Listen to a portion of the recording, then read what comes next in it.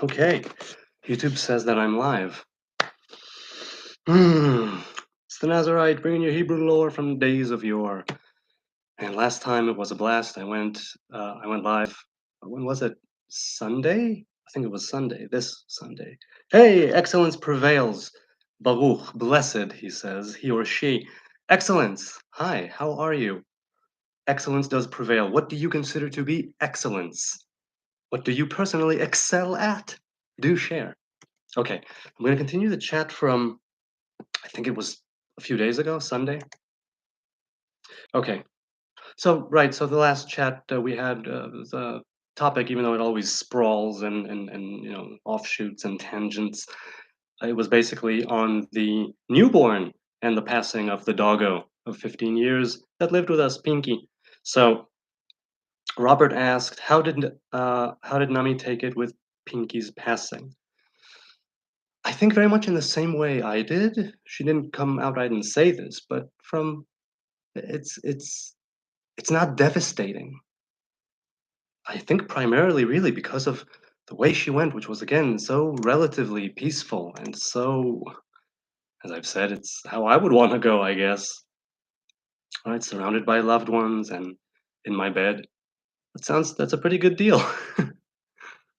So how did she take it? You'd have to ask her. But sometimes, like me, things remind us it's pretty fresh, right? It's only been a couple of weeks or so. And her bed, it was there on Sunday, it's still here. I haven't thrown it out yet. And I will at some point soon, I suppose. And I think she took it in the same way I did, where we're happy that it happened the way it happened, and she will be missed. She was loved. She was a good friend and part of the family, and we're happy for the time we spent with each other. I think that's what it comes down to. Does she miss Pinky? Of course. Is she saddened? Of course, as am I. But all things considered, we're taking it as grieving ones do, because it's a life, not a human life, but a life nonetheless, and a part of the family, not biological, but it did become pretty organic, right? In the sense of she was part of the family since she wasn't just like some sort of an inanimate thing. There was a relationship there. So happy and saddened, I guess, would be the way to describe it best. Ariel says, I have had plenty of miracles, but not the kind that can fix certain things, I guess. Certain things. I guess what I mean by a miracle, says Ariel, is like some kind of an uber miracle, completely restructuring reality, etc. Right, so I hope that he went on to explain later in the chat, and I'll have to read and see. But simply from that one comment that he made right here, if he doesn't get into it later, then he doesn't. An uber miracle, meaning, right, not something local, right? Not, like he said, not the kind that can fix certain things, but something that really reframes the way that you view reality and live your life. Plenty of miracles of that sort Ariel has had. I definitely have. Um, well, I'll tell you, growing up religious in Jerusalem, even when I decided to step away from strict religion, there was no need to restructure reality in some uber thing. It was simply a personal kind of unveiling for me. And in that sense, I have also had plenty of miracles because, well, he says completely restructuring reality, etc. I don't know what the etc. would be, but something I'm assuming that he means like really reshapes you as a person and the way that you view the world. I'm assuming that it's something like that that he meant. And in that sense, I suppose I have had plenty of those miracles too. Because even though there are some fundamentals, some right basis that I walk with that is rooted in the way that I grew up, right, religious in Jerusalem, certain things certainly have been, if not restructured, then reframed. I'm not sure how, right? Because it's how I look at reality. Reality exists, and then there is how I perceive it. The change happens not The change that he's speaking of here, I suppose, restructuring reality, he means the way you view it, meaning it's a personal thing, it's a shift that projects outward. Sneezer says, right, regarding snow, because someone mentioned that it's summer in West Kentucky and someone in Ottawa, right, they had 6 feet of snow, Sneezer in Ottawa. And he says it doesn't get slushy till spring, and it's usually not very icy here, slightly south. Well, I suppose because we have, well, I don't know then for what reason, because I suppose it doesn't get slushy because new snow keeps on, right, accumulating, right, or building, stacking itself on top of the old snow. But I remember vividly after a few days, we don't have snow here often, but when we do, depending on how the city takes care of it and so on, if after a day or two, not a day, after 2, 3 days, it's already becoming nasty and muddy. Certainly, the snow that's next to the road. And occasionally, I suppose, or more than occasionally, you'll meet like a pristine piece of snow that no one has touched in the last few days. But according to you, in Ottawa, it doesn't get slushy till spring, right? So you've got some good hard snow.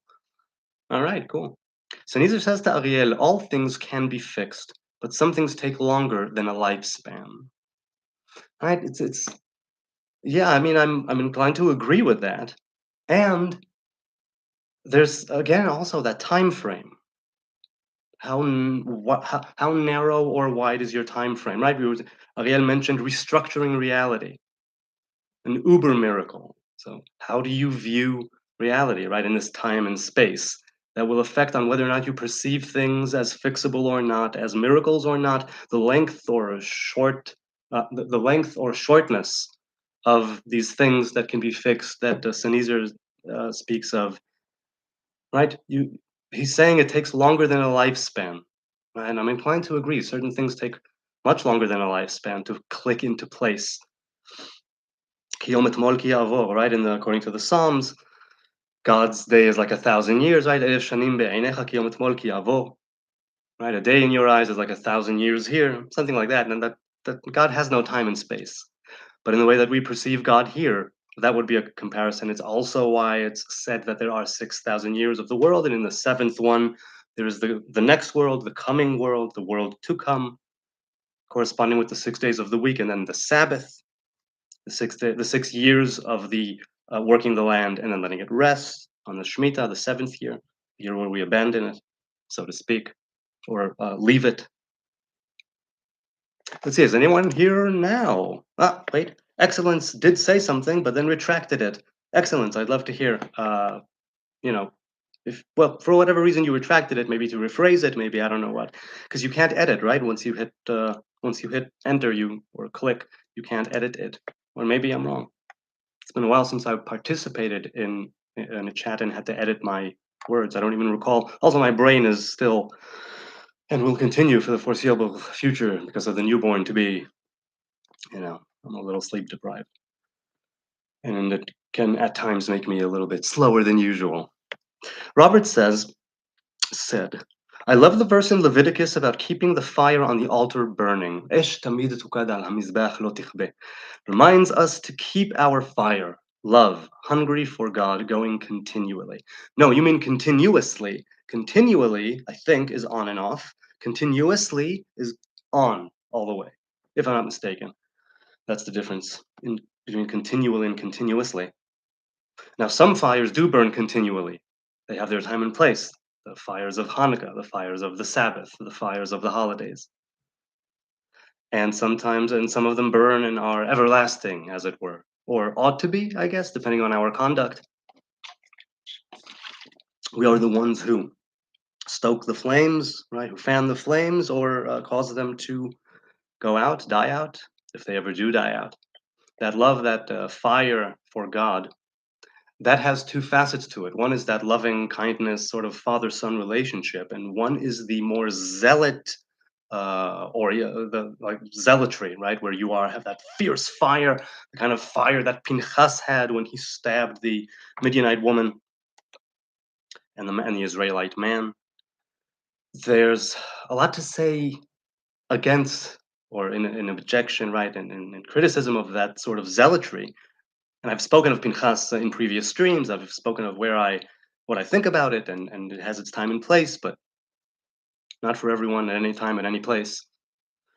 As for the fire on the altar burning, yes, the fire needs to burn, and some say it is from this fire burning on the altar that the menorah was kindled. And again, the candelabra, the seven candled menorah, the and again within the menorah itself is the debate or difference of opinion on whether or not that the esh tamid, right, that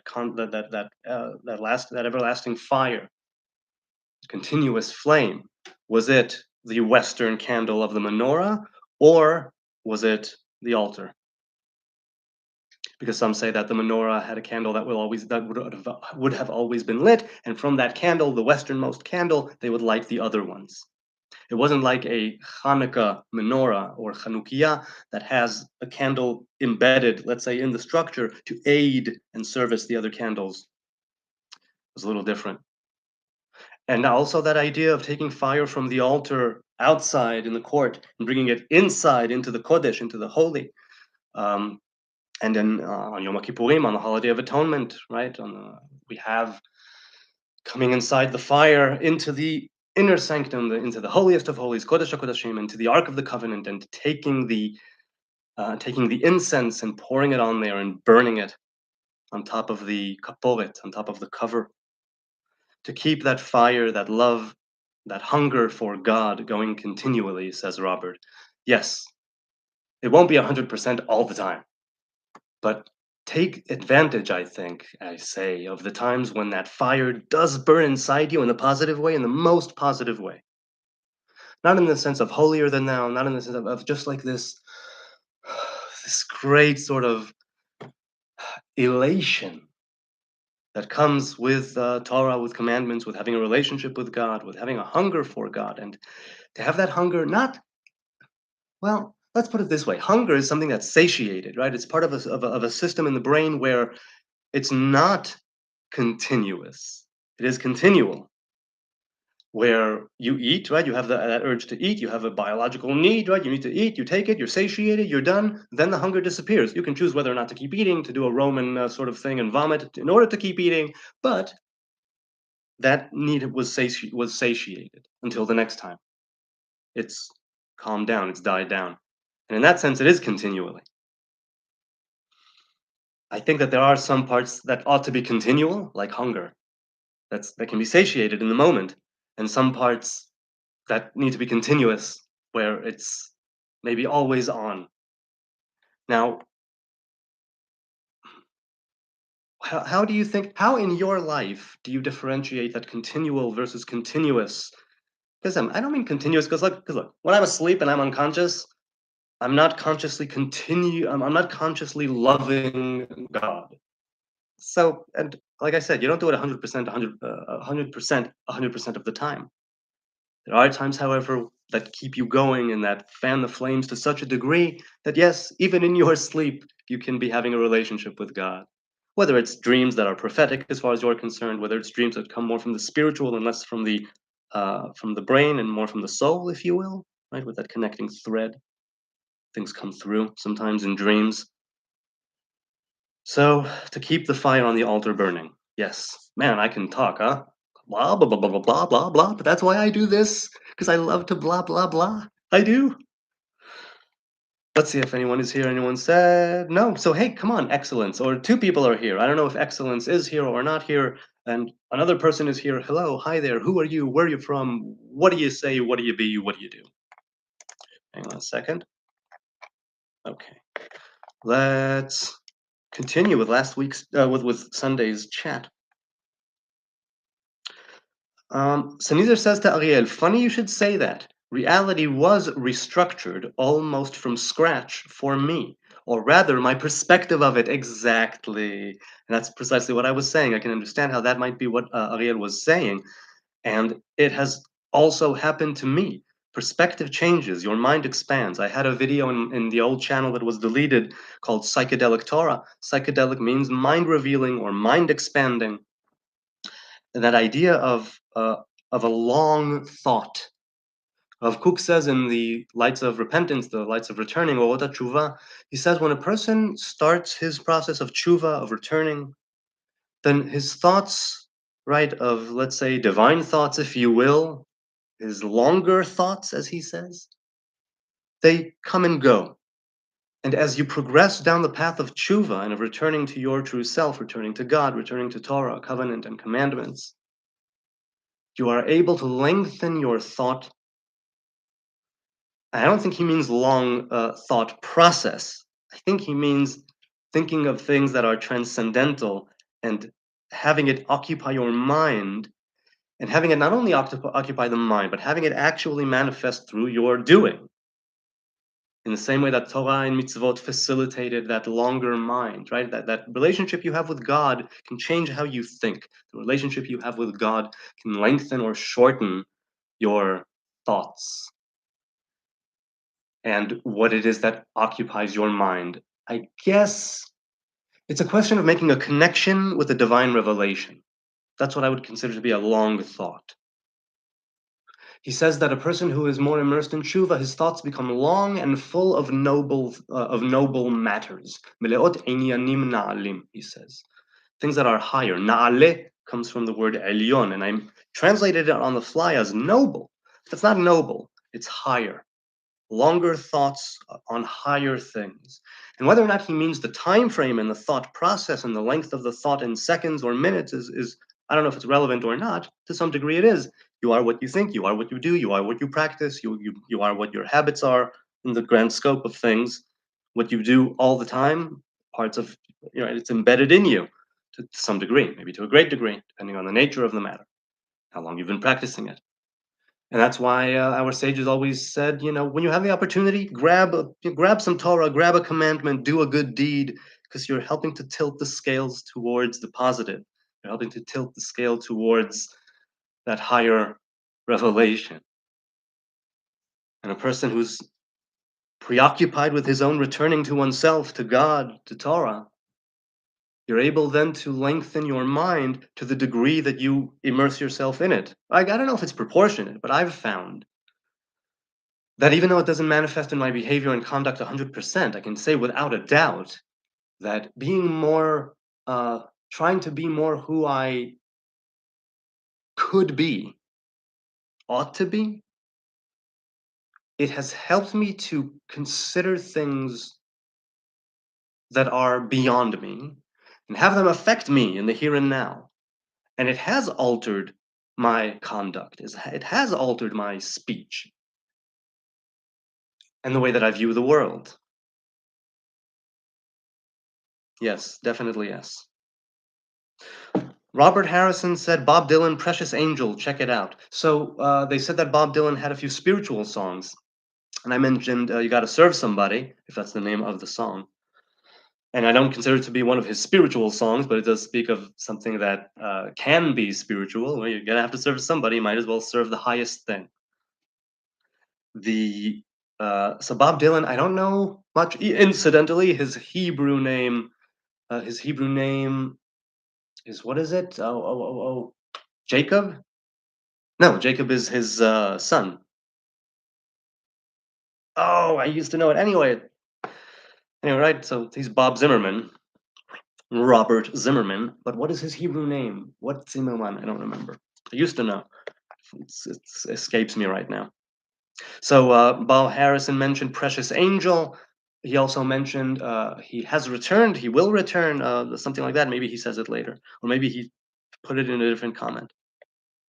Ariel says to Sennheiser, then you are talking from God's perspective, not man's. From God's perspective, not man's. Not sure. Not sure if I know what Ariel meant. Sennheiser said, no, I beheld God's perspective, but human form cannot contain it, nor represent it well. God's perspective. See, that's something I can't speak of at all because I don't know God. All I know is how God reveals himself to me, which is my perspective. As for God's perspective, he says human form cannot contain it. So you can behold it, but not contain it. Interestingly, last week's Torah portion ended with the nobleman, this time it was noble, Atzilei, nobleman, the noble folk of Israel, sitting down to eat bread. and viewing Elohei Yisrael, the gods of Israel, Elohei because it's plural. They saw the God of Israel, and they ate and they drank. There was in the Torah, it says, something which happened that kind of, there was a revelation there that they saw when they were eating and drinking. And by rights, if you will, they should have been struck down right there and then. Those who did not merit that particular, well, view, sight. And yet the divine revelation did not reach out its hand and smite them. I'm sure that there are different commentaries and interpretations on why that would be.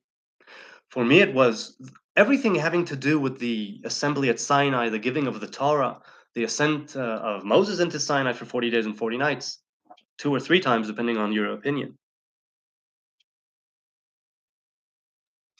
There was something there. There was a, like Jacob's ladder, something right from the lowest point to the highest point. There was a bridge there, right, personified, right, in human form by Moses.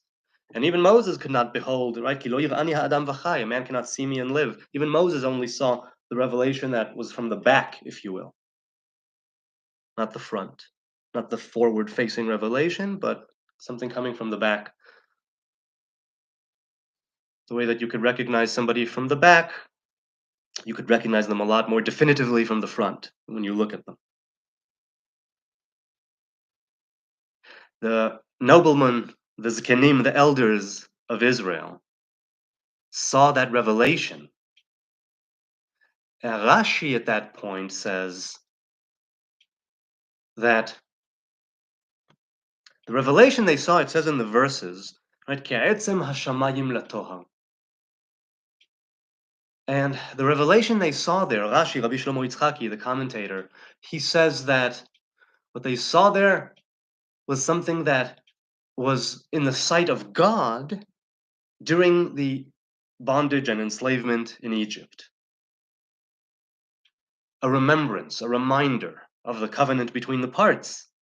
God told Abraham, your progeny, the generations after you, they will be there'll be foreigners and settlers in a land that is not theirs, and they will be tortured, and they will be worked very hard. Then they will leave with great abundance and wealth, and they will come back here to the land of Canaan, the land I'm swearing to you, if you will, and giving to you, promising to you.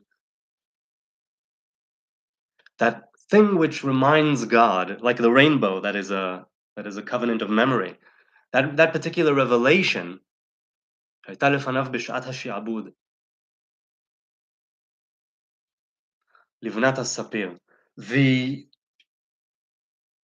whiteness of sapphire, says the verse.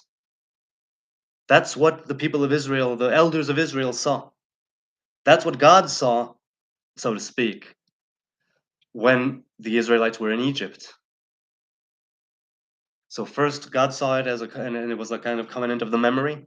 And then the people of Israel, the elders of Israel, saw it when they were eating and drinking.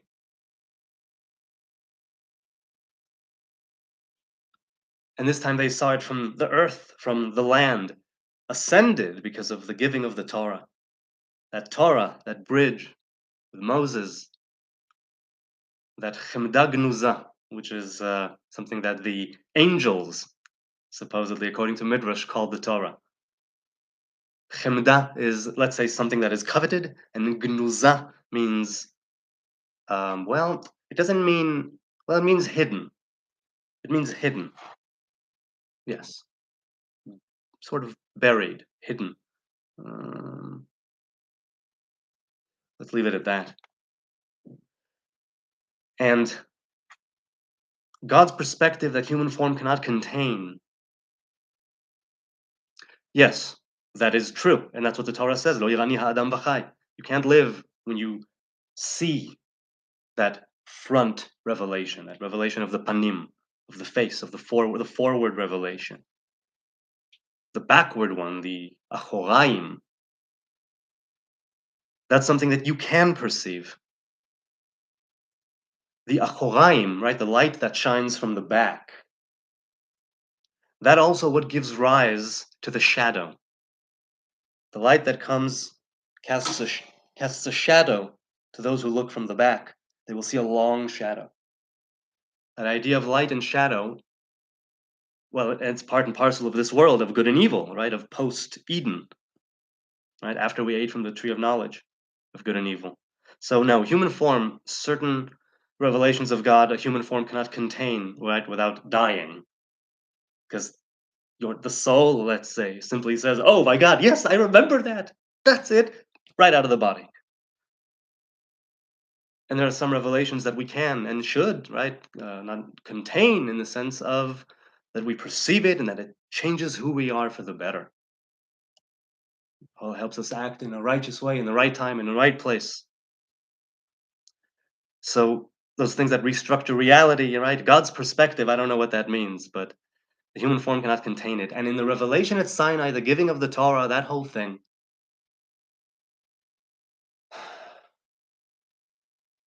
the wait, no, let's put it this way. Let's put it this way. The eating and the drinking, it was connected to the Torah in the sense of that it was at Mount Sinai, at the foot of Mount Sinai, at the summit of Mount Sinai, right around that time, around that, right, and Moses was there for 40 days and 40 nights. We're not talking about a day or two, right? Jethro was also involved. Yitro was also involved.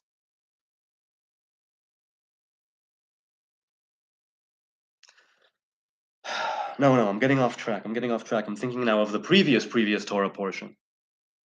And I'm thinking, oh, wait, that verse, does it appear there? Does it appear there? Doesn't matter. See, my brain is a little bit, like I said, I'm less, not as sharp as I ought to be. Let's continue with the chat. I hope I didn't mumble some incoherent crap just now. So I'm suddenly rethinking where that verse appears in relation to what they were doing. But I think the foundation of what I said still remains right, correlated to that Torah portion and to the verses at the end of it. Whether it was this week, whether it was last week's, the week before, whatever the case may be. Oy. Robert said, most appreciated for this stream. That's nice. And I appreciate you people, you good people watching and liking and commenting and viewing. I don't take it for granted that I hit go live. And there are people here and it's awesome. Let's go to this chat and see if there's anything here. Hey, 4 people are here. And I have a like. That's nice. I like you. Hey, Oregon Freebird is here. Oi, Jonathan. It's 3 a.m. and I should be asleep, but here we are. LOL. Wow. Thank you, but get some sleep. Oregon Freebird continues. Speaking of eternal flames, I watched a documentary on Zoroastrianism, right? Zarathustra or Zoroastra. I don't know. Are those two different things? Once, and the concept of an eternal flame was fundamental. Oh man, excellence prevails once again. Retracted a message. Come on, man. I want to hear what you have to say. Oregon Freebird says some old believers still keep the flame burning in the mountains of Iran. Their worship reminded me of Sufi Islam and Christian Pentecostals. 2 here from Oregon. Hey, Excellence, thank you for contributing to the conversation. I hope you are having a lovely nighttime, early morning there in Oregon. So tell me, why are you awake, if you don't mind sharing? Oregon, Excellence, the 2 other people who are here who have not yet spoken, why are you awake? What are you up to? Where are you in the world? Hey, Timangwa says, how's the Holy Land? Well, it's as war-torn as ever, almost. And also, my God, along with that horror of war on both sides, there's optimism. Somehow, I still manage to be optimistic about the future of this place and the people who inhabit it. Oh my God. The Holy Land is a little tense. I think now that the first part of the deal with the hostages and the exchange for terrorists has been completed, if I'm not mistaken, and now our eyes go to our leaders and to our, politicians and military leaders on the second part of this, on what will be. Ugh. I thought the war stopped. No, we are always in a state of war and always in a state of emergency. The fact that there's an understanding and an agreement of a ceasefire means absolutely nothing because Hamas broke a ceasefire on the 7th of October on Simchat Torah. So I don't think that they will be, I'm not banking on them keeping this one for long either. They are rearming themselves, reorganizing themselves. All of their regiments that were wiped out or nearly wiped out are probably making a comeback, since hundreds, if not thousands, so far, of terrorists that I doubt have been reformed or deprogrammed. They will rejoin the ranks of the terrorist organizations, I think, at a heartbeat. If I came back from Israeli prison and my home was demolished by a rocket or a missile, whatever, then yeah, I would like re-up. I think, oh yeah, we're still fighting. Count me in. Until I'm done, I will do the will of Allah and fight the Yahud. It's a holy war for them. It's a holy war. It's a jihad. They must do it. Fight the oppressive Zionist regime. Yes, the 7th of October was the 8th day of assembly, the day of Simchat Torah, the final day of that concludes the festival of Sukkot, but it's a holiday in and of itself. Excellence prevails continues. No retracted messages for you anymore. I love it. He says, Zohar class ended at 1 a.m. Gila Jedwab live class at 4 a.m. Enjoy your energy between the two. Hey, I'm happy to, I'm enjoying your company. Tell me, A, if you could share a tidbit from the Zohar that you learned, nothing too complex, something that something that called out to you, even if you don't need to go into it necessarily, but a phrase, a term, an action. The Zohar has a lot of action. What I love about the Zohar, it's poetic language, and well, poetic. It's more. There's a narrative there as well.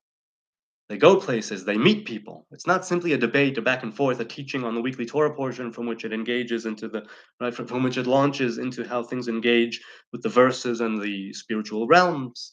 They go and they see. There are deserts and mountains of darkness. There are babies and elder ones, and there's a lot of hugging and kissing and crying, especially when someone says, some deep bit of Torah, and the people there get up and they wring his hand and they embrace him and they kiss him and they say, "Oh, it was worth it to be alive and come to this world, if only to hear that bit of Torah."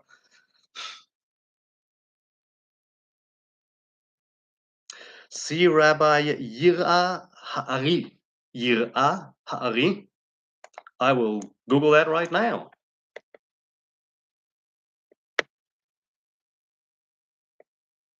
Okay, okay. Now, I'll check it out later. Yira Ha'ari. Now, okay, so do you mean Ari as in lion, or Ari as in the teachings of the Arizal, Rabbi Yitzchak Luria, the Lurianic teachings? Happy you mentioned Pinchas previously. Why do? Share.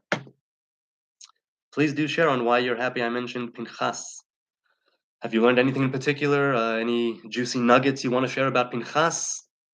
Please do so.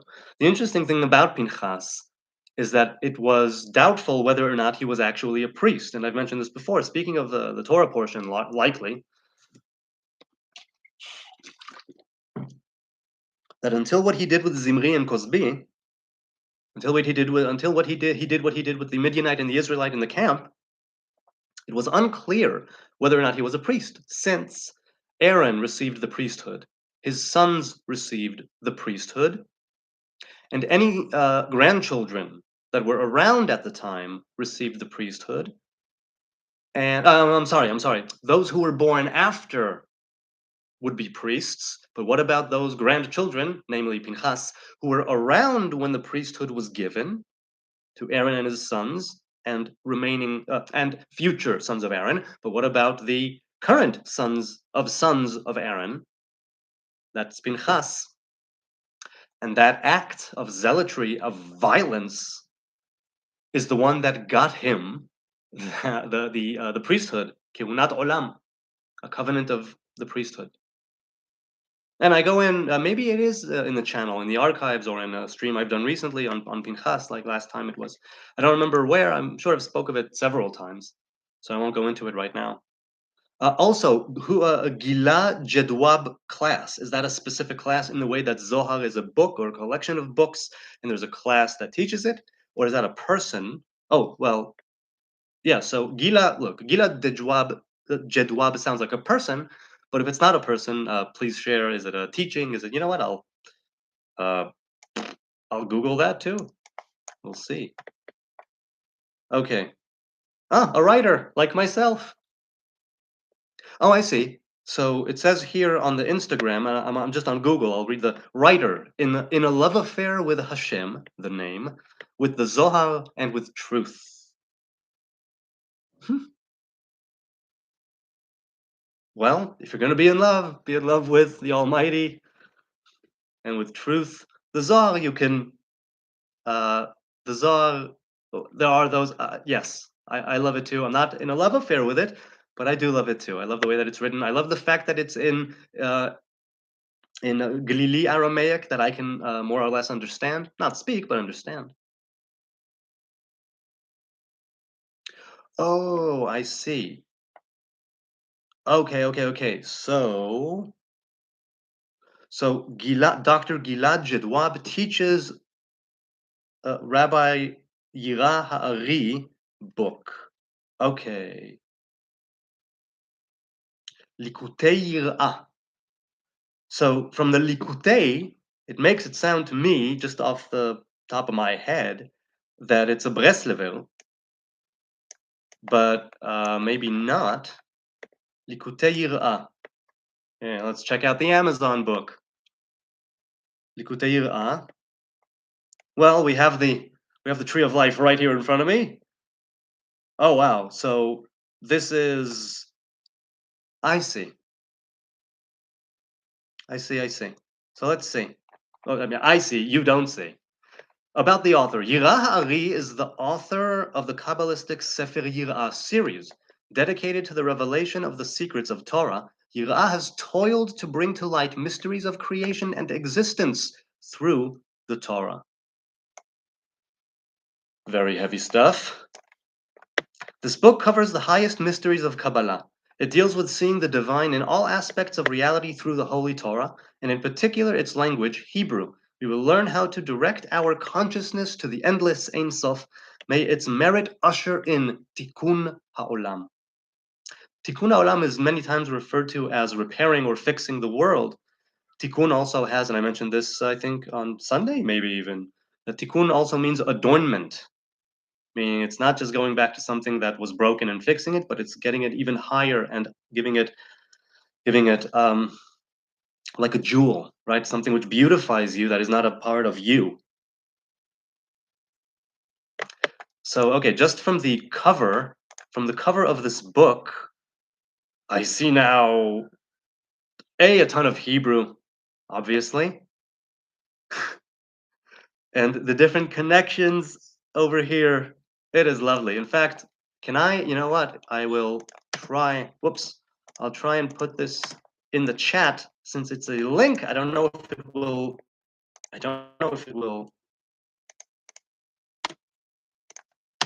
go there. I hope it will. Right, so here's the link. Get rid of the percent sign and the 2 and the 0 digits. That should be it. That's something. Now, as for me, well, look, I'll ask you. Hey, Sneezer is here. Excellence. First of all, is it more based on the Ari, the Lurianic teachings, or does it go? I mean, with all of the, let's put it this way: is it more modern in the sense that it's based on Lurianic teachings, or does it go back to the teachings of old? Let's say. I mean, the Ari obviously is also corresponds to the teaching of old, but it's in a different way, in a different way, with a different perspective, let's say. Amazing, Achi, toda. So, hey, I'm curious, how long have you been with this class and the Zohar? Tell me a bit more about the Zohar class that you were in. if you don't mind. But if you know what, since you answered about that, but not about the Zohar, I will construe, if that's the, I will discern and say that maybe you don't want to speak about the Zohar class, so don't. It's all good. It's all good. Hi. Okay, wait. Now, so I'm curious. It says here that this is Sefer Yirah book 9. Do all of the previous books have the same wait, hold on. I'll go and look for myself. Do they have the same cover? Do they have the same cover? Oh, wait. So I don't understand. There's only one book, Sefer Yirah 9. That's a single book. It's not a series of books, but it says it's a series. So I'm curious. Wait, all books? Do they have them all? No, just this one is on Amazon. But I'll go back to Google. Likutei Yirah series.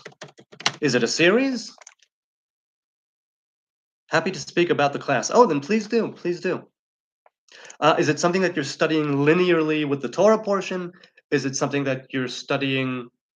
Is it something that you're studying linearly, like from start to finish, but not corresponding to the weekly Torah portion? Book of Dragons? You mean he also wrote Book of Dragons, or are you referring to the Zohar Book of Dragons? Because I don't know what that is. So is it a series or is it a single book called? Oh, I see. Sefer Yirah 10 is called the Book of Dragons. Ah, okay. So it is a series. And does it end at 10? Now I'm very, very curious. I'm very, very curious. I mean, is this person still alive? Hang on.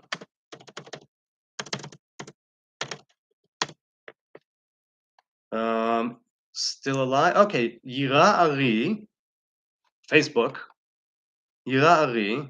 No, apparently the last time this person posted publicly, if it is that profile, is 2020. I'm curious whether or not this is the person. But okay, so no, I don't see nothing over here. All right, I'm not sure. I mean, I'm seeing a bit from the Zohar here on Facebook, but I'm wondering if this is, I don't know exactly what I'm looking at. If this is the person who's teaching, if it's just a profile picture, but there is a bit from the Zohar there. So Neezer says, haven't watched the video yet, but it seems Vatican is preparing for Jesus's return. Hey, you know what? I would think that the Vatican is always in a state of readiness, preparation, and expectation of the return. I'm assuming that that's since they're Christian and since they are followers of Jesus, and more often than not, they are seeking the coming back of Jesus. Wouldn't that be something that they are always doing? Or do you mean like preparing more in earnest out in the open with banners? How do you mean it? Agreed, they should be. I'm curious about the video, lol. All right, well, share what you find in one of the comments, and I'll see it and whatnot. Look at this. I've been on for 44 minutes almost. And this is so lovely. I'm having a blast. I'm going to have to go soon. But this has been so much fun. And I'm going to continue here. So Neezer says, hopefully not some AI podcast shit like I produce. The picture was of a white stallion covered in blood. A white stallion covered in blood. Is that something that corresponds to some teaching in the New Testament or some sort of Catholic mysticism? Do you have any? Is there a significance to the stallion, to the whiteness, and to the blood? Well, obviously, I understand that there's a sheep, right? The Lamb of God, he's called, and his blood, and I know that there's the communion, right? This is the blood, this is the flesh, or something along those lines. The body, the body, the blood. But if it's a stallion, what does it mean? What does it mean to go from a lamb to a stallion? Or maybe it has nothing to do with it, and it's just some kind of, and I'm just extrapolating or whatever for no reason. So Neezer says, yeah, correlates strongly with Revelation. Blood's supposed to be on Jesus, though. So in the book of Revelation, Jesus comes back covered in his own blood, or in the blood of the world, or in the blood of a sacrificial animal. How is it portrayed in Revelation? I don't know. Logically, it would drip to the stallion. Okay, so it would drip to the stallion. Okay. So nothing to do with the fact that he's seen by Christians as a sacrificial offering. Okay, okay. Let's see. Uh, Likutei, Likutei, Likutei Yir'ah. Likutei Yir'ah. I'm trying to see if it really is 1 to 10. I'm curious what the other ones are called. Is there more from the author? No, yes.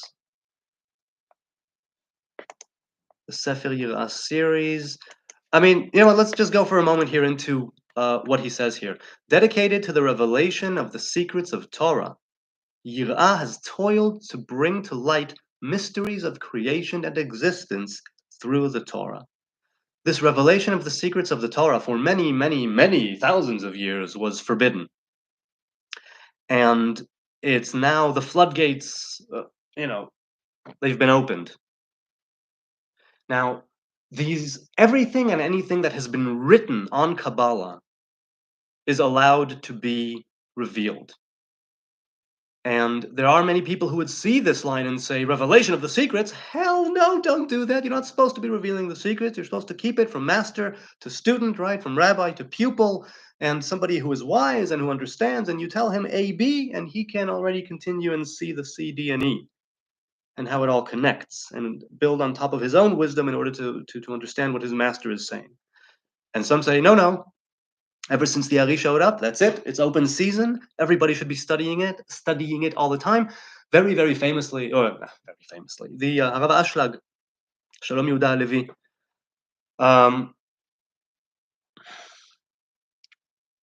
No, I'm sorry, that's Baruch Shalom. Rabbi Yehuda Leib Halevi Ashlag, Baal Hasulam as he is known.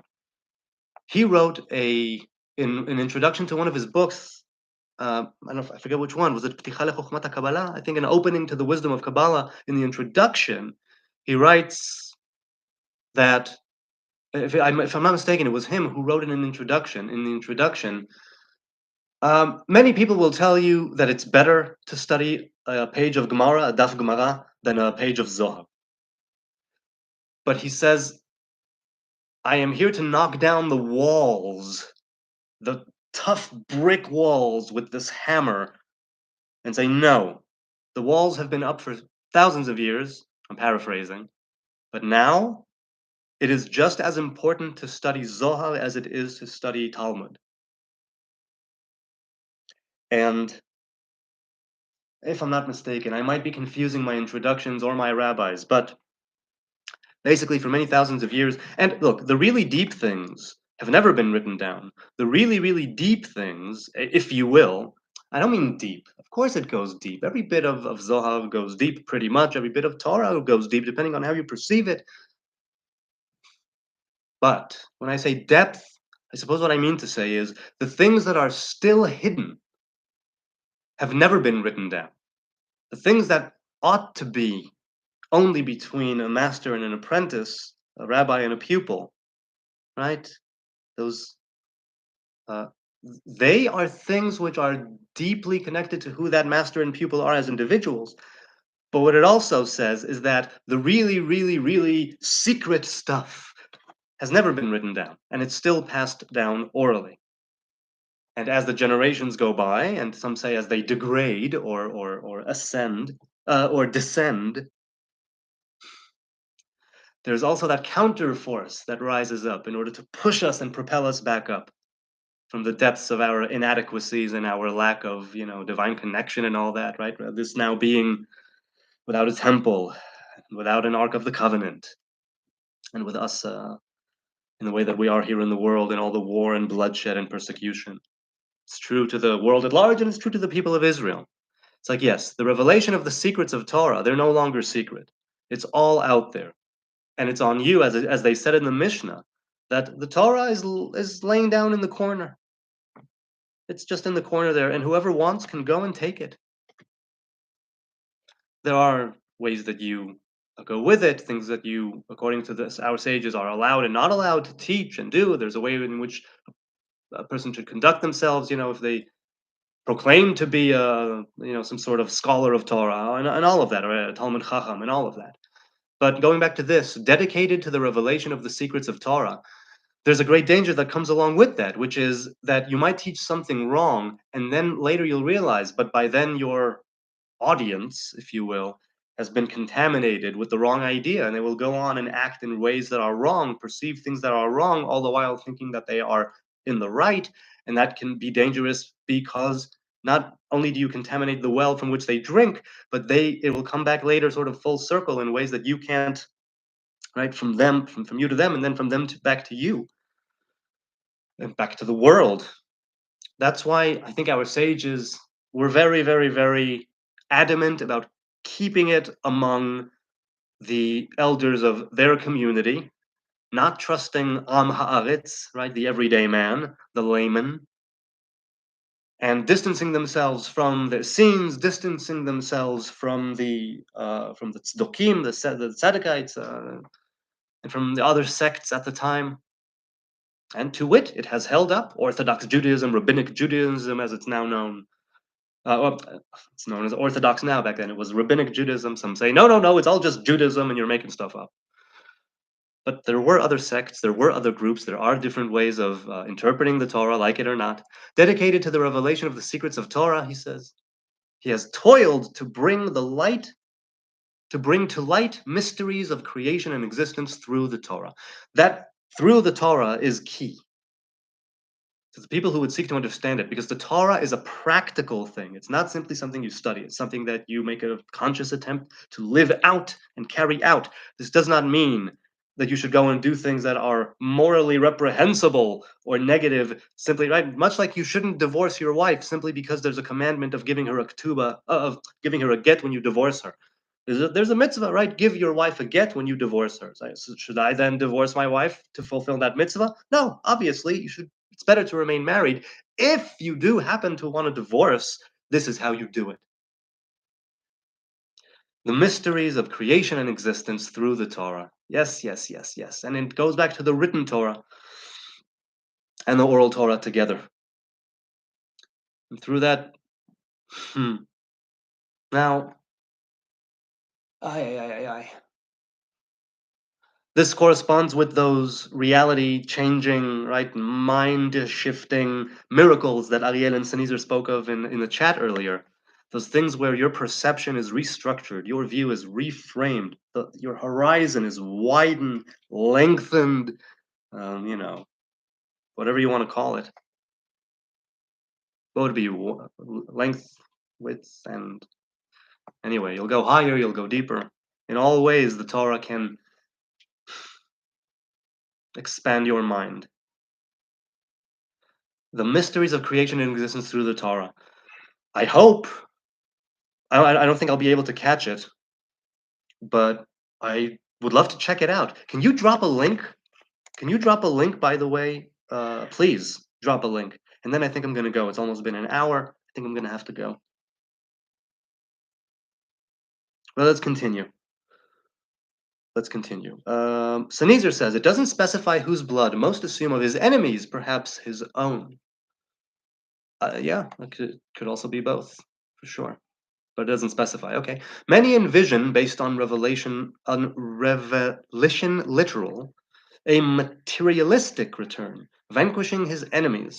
A militaristic return, vanquishing his enemies. But it's more understanding based. His enemies will understand. Right. There will be no need for enmity, right? There will be no need to make an enemy because we will understand each other.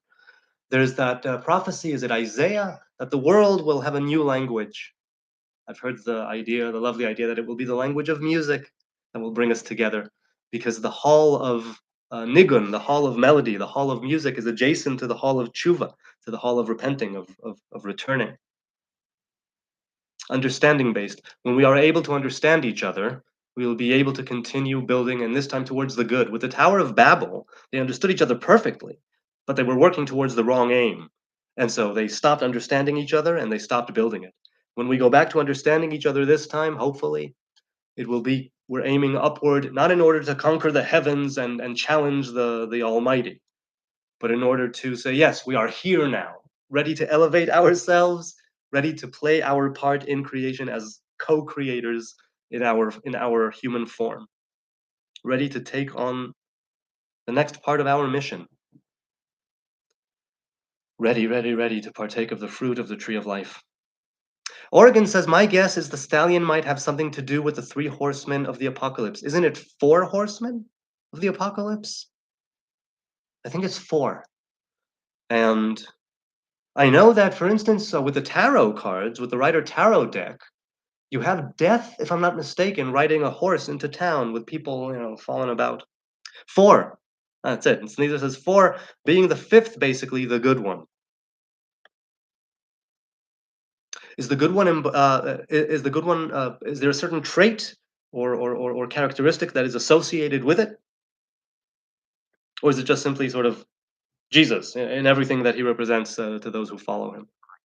The horses are essentially the antithesis of hope, joy, peace, and love. Perhaps the white horse Jesus rides is forgiveness or mercy. Right, see, I'm with you when you say mercy in the sense of rachamim as the middle pillar, not in the sense of, right? Hang on a second. I got a message from work. Did I? Okay, not important right now. I can wait. 100% Adrian, said Sneezer. The problem of encryption, why I sent people to New Testament rather than Torah. Not discounting the wisdom in Torah, just it's more hidden. I just had a conversation with Grok and was able to resolve its every paradox. Oh, Grok 3, sorry, not Grok 3. Oh, pardon. Including most of those taught in school. No, I don't think we can drop links unless wrenched. I'll try. See? Nope. I don't even know if you can do it when you're wrenched. No, I meant YouTube links. Because supposedly this person is going live on YouTube. I'll try in the comments after. Okay. Just remember, when I say goodbye, it takes a minute for it to go from private to public. It immediately goes to private after I'm done with the stream. That's its default setting. To unite with God. Death rides a pale, likely green horse. Death rides a pale, likely green horse. I assume YouTube links get filtered too. I'll try. Hang on. Yeah, try. Now, I mean, I was talking to Excellence Prevails. I don't know if he's still here or maybe he has gone. What time is it? Hang on a second.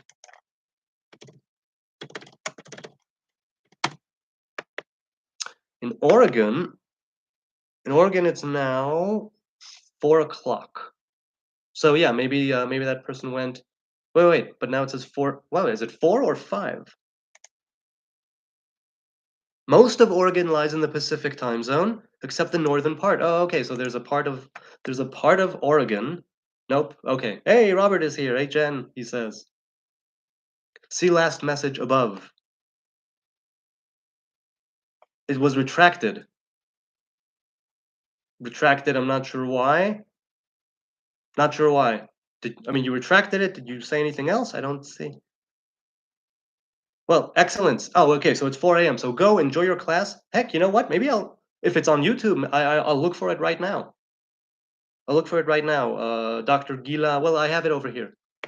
Maybe I'll join you. Maybe I'll join you. In fact, I think I will join you since I'm going to go away now. Maybe I'll see you on Instagram for a few minutes. Excellence, nothing since, yeah, it got trimmed from YouTube. Okay, so on that note, thank you all. I don't take it for granted that you are here. It's so lovely. I'm so thankful. I'm so blessed, so privileged to be able to just hit go live and go spontaneously on with you and talk a little bit and ramble a little bit, rant a little bit, confuse perhaps a little bit, and maybe something of value that I said happened to hit you in the right place at the right time. May we all be blessed and be a blessing to others. I don't know when I'll stream next, but time will tell. Until then, be blessed and be a blessing. Goodbye from Jerusalem.